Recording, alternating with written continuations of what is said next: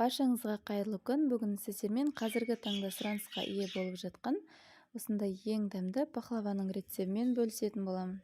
Видеоны міндетті түрде соңына дейін қарап, менімен бірге болыңыздар. Ең алдымен еленген ұнымыздың үстінен қопсытқышымызды салып, жақсылап араластырып аламыз. Үстінен бөлме температурасындағы сары майымызды салып, қолымызбен жақсылап үгітіп, крошка жасап алатын боламыз. Бізде осындай масса пайда болады. Үгітілмелі қамырымыздың ортасын ашамыз. Жұмыртқамызды ағы мен сарысынан ажыратып, сары бөлігін қамыр илеуге қосатын боламыз, ал ақ бөлігін начинкаға саламыз. Жаңағы жұмыртқамыздың жанынан айран немесе қаймақ құйып, жұмсақ етіп қамыр илеп алатын боламыз. Осылай бірінші қасықтың көмегімен араластырып аламыз. Кейіннен қолымызбен жақсылап жұмсақ етіп қамыр илейміз. Каналыма жазылмаған болсаңыз, подписаться басып, каналыма жазылып қоюды ұмытпаңыздар.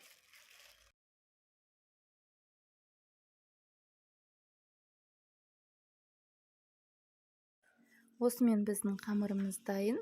Қамырымызды пакетке немесе пищевой пленкаға салып, холодильникке 15-20 минутқа демалдырып қоятын боламыз. Осы аралықта біз начинкамызды дайындап аламыз. Ол үшін бізге жаңғақ және де қант қажет болады. Жаңғақты осылай пакетке салып, оқтаумен езіп алсаңыздар да болады. Не болмаса, блендер бар болатын болса, блендердің көмегімен езіп алсаңыздар да болады. Дәл осылай толығымен ұнтақталғанға дейін оқтауымызды қатты баса отырып, жаңғақтарымызды ұнтақтап алатын боламыз. Дайын болған ұнтағымызды ыдысымызға салып аламыз. Көріп тұрғандарыңыздай ұнтағымыз блендердегідей болып өте әдемі ұнтақталған. Егер сізде блендер болмай қалған жағдайда дәл осылай пакетикке салып ұнтақтап алсаңыздар болады. Енді осы жаңғағымыздың үстінен 200 грамм қантымызды салып аламыз. Қантымыздың жанына жаңағы алып қалған жұмыртқамыздың ағын салып, барлығын жақсылап біркелкі масса болғанға дейін араластырып аламыз. Міне біздің начинкамыз да дайын болды. Енді біз холодильникте тұрған қамырымызды алып, 3 бөлікке бөліп алып, қамырларымызды жұқа етіп жайып алатын боламыз.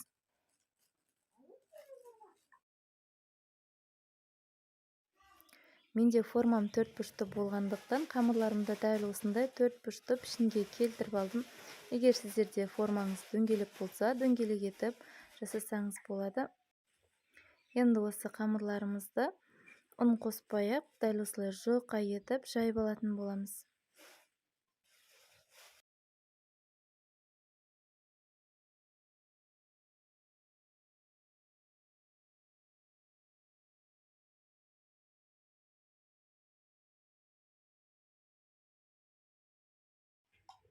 Дайын қамырымызды дәл осылай орап алып, бір-бірден формамызға жайғастырамыз. Қамырларды формаға жайғастырып алып, барлық бұрыштарына толықтай жайып шығатын боламыз. Және де жаңағы дайындап алған начинкамызды теңдей ортасынан бөліп алып, осы начинкамызды қамырымыздың бетіне салып, тегістеп жайып шығатын боламыз.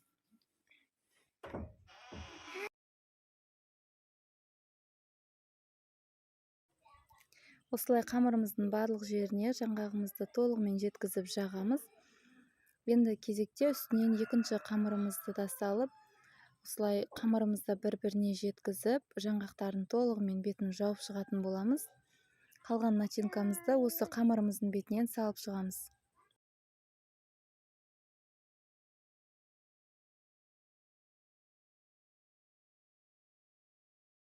Екінші қамырымыздың бетіне де толығымен жаңғағымызды жағып алдық. Енді бізде осы ең соңғы үшінші қамырымыз.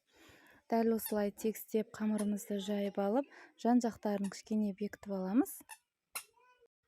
Қамырларымыздың жан-жағын осылай жауып алдық. Енді бетіне жұмыртқамыздың сарысын жағып шығамыз. Жұмыртқаның сарысын жағып болған соң, қамырымыздың бетін кішкене ғана сызып шығатын боламыз. Бізге пахлавамыз пісіп шыққанда кесуге ыңғайлы болу үшін дәл осылай алдын ала сызып алған дұрыс. Барлығын толығымен кесіп болған соң бетіне жаңғақтарымызды жайғастырып шығатын боламыз, және де алдын ала пешті 170-180 градусқа қыздырып қоямыз. Міне біз жаңғақтардың барлығын қойып алдық. Енді қызып тұрған пешімізде 30-35 минут қызарғанға дейін пісіріп аламыз. Осы аралықта сиробын дайындаймыз. 30 мл суымызға 150 грамм қантымызды салып, газге қойып, бір қайнап шыққаннан кейін жарты лимонымызды сығып саламыз. Бір қайнаған соң оны өшіреміз.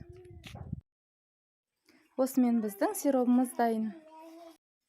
Осы аралықта біздің пахлавамыз да дайын болды.